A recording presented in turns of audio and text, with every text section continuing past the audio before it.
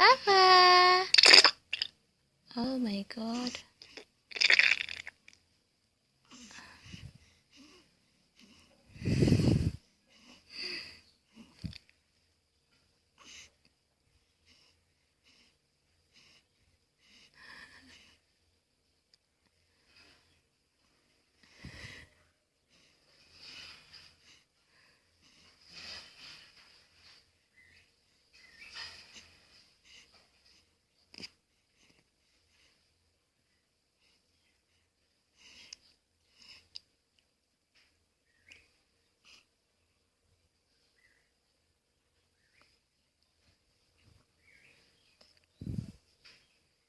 Nak bagi dia bersih. Hantar Edo.